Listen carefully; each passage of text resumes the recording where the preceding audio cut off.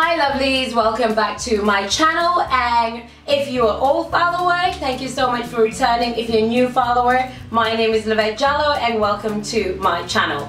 As the title of this video suggests, these are my lessons that I have learned from my mid-20s all the way up into my 30s. If you didn't know, it was my birthday a few days ago, so I felt that it was time for me to do this video and just share with you the lessons that I have learned in my 30s. Now, these are lessons that you can actually use even if you're in your 20s, heading up to your 30s, and these are lessons if you're in your 40s. It's quite relevant for that age span anyway. So I hope you enjoy it, and don't forget to comment below what your lessons are that you learned in your 30s and share them with me, because I love to learn. So let's get this party started.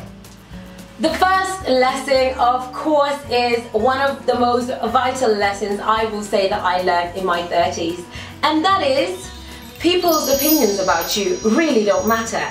Seriously.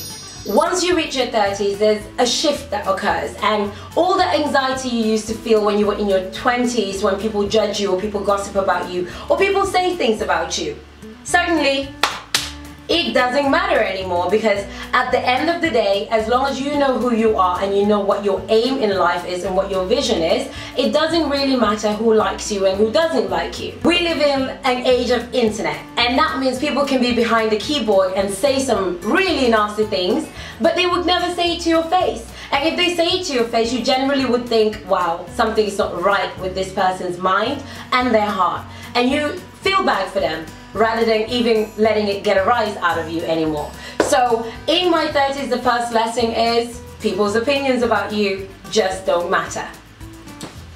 Lesson number 2, money doesn't solve all your problems. Now, you may be a millionaire, you may be a half millionaire, you may be anything, but money does not really put a plaster on anything in life, really. It can help you shop for things, it can help you decorate your house, it can help you take amazing trips, but money is not really what solves issues. And that's something my late great-grandmother used to say, and I never got it, because I thought, if you have money, that's happiness, surely. But no, as you grow older, you realize that happiness comes from other areas in life and other achievements, not money per se. Lesson number 3, value your family. When you were younger, you probably took your family for granted because you thought they would always be there. Now, if you know me, you know that we've had deaths in the family in 2014, which is one of the greatest losses everybody in the family has ever felt. And you realize that valuing family is very high on that list, because no matter how busy you are, no matter how much money you have, no matter if you have a new life, you still have to value family. Now, this is something I always value my work so high, and I'm always like, I'm busy, I'm busy, I'm busy, I'm always working, like I'm not just sitting down not doing anything, and family tends to go in the back burner. But the older you get, the more you realize these people may not be there for the rest of your lives, and your family is something that you take for granted. You always take for granted in your younger years, but as you grow older, you just realize that it does matter, because that's where most people get their strength from. That's where most people get their happiness from. Those are the people that are gonna be there and love you no matter what you do and how you are. So valuing family is definitely top on that. Number 4, and probably the most expensive lesson of them all for me personally, friendships. Now, as you grow older, you get less friends. You start valuing quality over quantity. You start caring about the people who care about you and who want the best for you, and you start cutting off the people that don't wish you well, that are only there to use you and are only there when they need something from you. It could be advice, it could be just energy, it could be food, it could be just taking advantage of you on some level.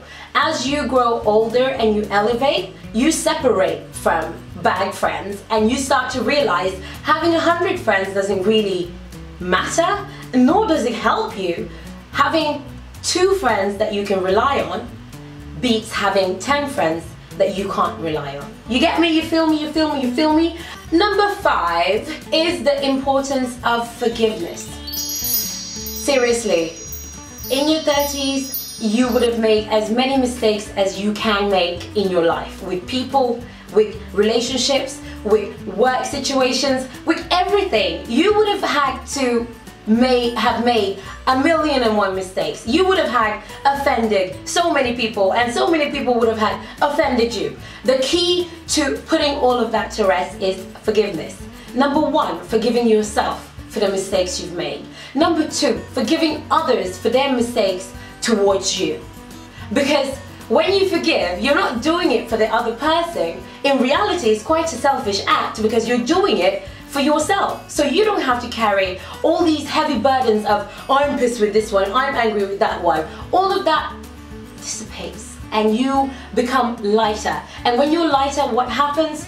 You can more easily achieve things in your life. You can more easily elevate yourself. You can more easily achieve the goals that you have set for yourself, because your main focus is yourself. So for another important fact to know is things will not work out the way you want them to. And I know in my 20s I struggled so much with this. I wanted things to go a certain way. I had everything planned bit by bit by bit by bit by bit. First I'll do this, then I'll do that, then I'll do that, then I'll do that. None of that works out. Like, you can plan, but if you want God to laugh, tell him your plans, because he has a whole different plan for you. When you say that you're going to go to university, then you're going to finish, you're going to have a job, things might be completely different. And I'm grateful for that, because my grandmother and my mom always say this to me, and I used to hate it. I absolutely hate it. I would ask them to pray for me for what I want. They have never prayed for me to have what I want. They've always prayed for me to have what's best for me. Because the way my mom says it, she's like, okay, you may want 5 million, but what if that's not the best thing for you? What if when you get 5 million, you're going to become a human being that you were not meant to be? What if you get 5 million and the next day something bad happens to you that 5 million cannot cure? And I was like, yeah, okay, fine, but I still want you to pray for me to get my licensing, to get my car, and to get this and get... She doesn't do it. They don't play like that. They pray for the universe to give you what's best for you, not what you want. Because let's face it, sometimes what we want is not really what's best for us. How many times have you cried over that guy thinking he is all that, when in reality, he's the worst thing to have happened to your life? And the moment that relationship breaks, things start elevating in your life.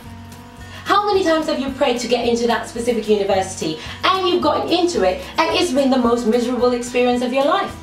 Think about that. So stop praying for what you want and start praying for what's best for you. Following up from that one is the next part. Worrying will not change an outcome. You can sit at home worrying, but it doesn't mean that it's going to change what will be, which will be, que sera, sera. And you worrying is just taking a lot of unnecessary emotion from you. I've learned this because my 20s were filled with anxiety. I worried about everything. I worried about absolutely everything, and it broke my heart. Now when I look back to my 20s and I want to speak to that Levette, one of the most important things is, please stop worrying. What will happen is going to happen regardless of you worrying. So what you can do is change the things you can, when you can, in the time that you can, and let everything else take care of itself. Worrying doesn't change outcome. Remember that. Now, whilst I always advocate that you need to put yourself first and you always need to think about who you are, this lesson is that sometimes, well, sometimes you just have to put other people first. This can be your family, this can be your friends, this can be your partner. You have to learn to get out of the limelight into that center of attention and allow somebody else to be in there. And you have to realize that as much energy as people give you, you have to give that energy back. And that is involving all relationships. Every person that you come in contact with, whether it be your boss at work, whether it be your child, whether it be your mother, whether it be your brothers, your friends, everything, your partner. As much energy as they give you, you have to match that energy back when the time is right. Like, if they're always there for you and you just take, that's very unbalanced. It's an unbalanced relationship. So you have to strive to bring it to a level where it goes like this. Sometimes it's you, sometimes it's them. Sometimes it's you, sometimes it's them. And when you do that, there's more harmony in your relationships than you ever wanted. And patience is key to everything that you do. Now, you may want to go from point A to point B with a velocity of 200 miles per second, but at the same time, patience is what makes people successful. Oprah didn't wake up one day and become successful. She actually worked several years in the industry, and she was fired from jobs. She quit some jobs until she is the Oprah we know today. Beyonce didn't become Beyonce overnight. Beyonce became Beyonce from childhood, training and singing and dancing and knowing what she's good at. Up until now, Beyonce's in her 30s, and she is this woman we see and admire and love. You know, Michelle Obama, I'm just name dropping like women I admire, you know.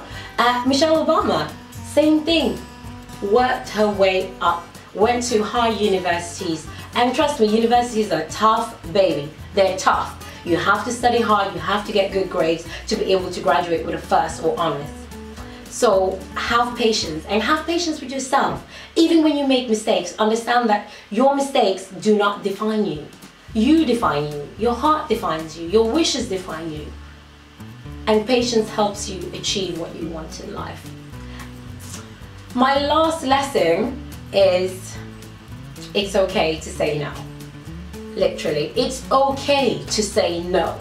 If you are asked to do something or be somewhere and you have that feeling that you don't want to, it's okay to say no. The people that matter will respect you exercising your autonomy to say no in a respectful manner. The people that are there to use you and want you to do things at their own time will not like you when you say no.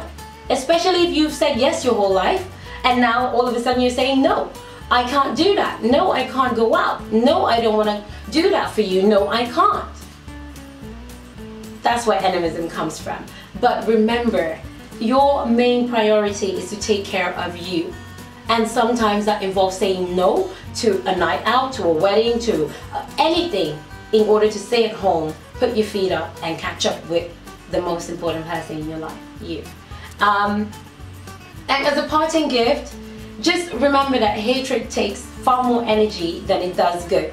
So if you're walking around and you have a lot of hate in your heart and a lot of negativity, the only person is weighing down is you. So if you're supposed to be this amazing person that everybody loves and everybody cares about and everybody admires, and you keep that much hate in your life, it will start manifesting itself on yourself.